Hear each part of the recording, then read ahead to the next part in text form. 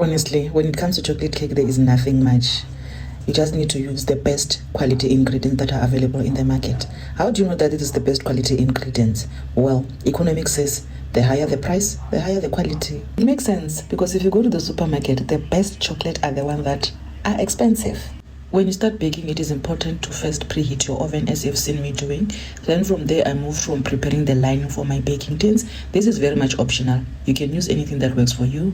The spray, the oil, the baking paper, the flour, you name it.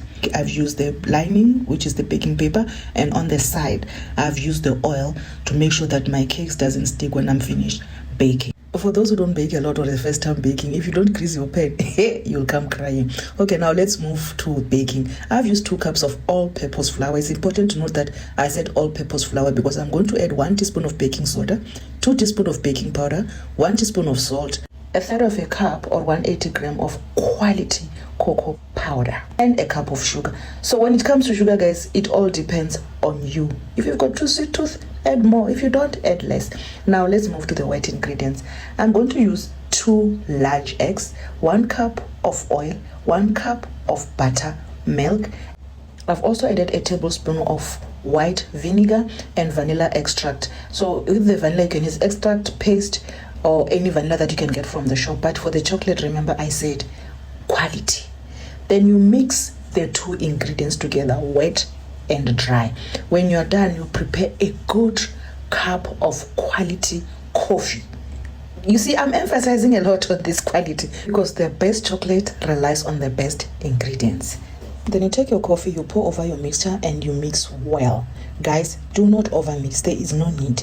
Just mix until everything is combined, like in the video as I'm doing. Then you bring your baking tins. I measure my cakes every time I bake, just to make sure that they are all even, certain standard that's how I do it in my business. But you don't need to do this. You can do whatever works for you. There's no need.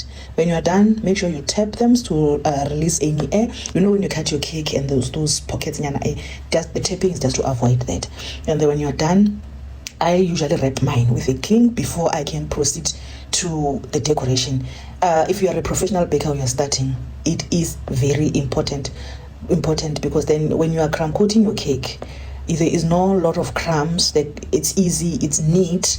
But if you're baking for home, honestly, there's no need. So I cling wrap them and put them in the deep freezer and work on them the following day or whenever I need to work on the cake. I know customers think the best moist cake is the one that just came out of the oven, but for most recipes, not all of them. The one that slept or was in the fridge or stays some days is the one that hits the right spot. As you can see, this one is still very much light and fluffy because for content purposes, I couldn't wait minute that long. I had to work on it. But anyway, if you are starting to make your life easy, forgive deep freezing the nugget and continue with it the following day. Like I said when I was starting, any cocoa, any coffee can bake the chocolate cake. But if you want the best, the one that hit the right spot, the one that will attract your target customers, upgrading the nugget to the best ingredients. From my kitchen to yours. Happy baking, everyone. Wish you all the best in your baking journey. Kona, konisaho.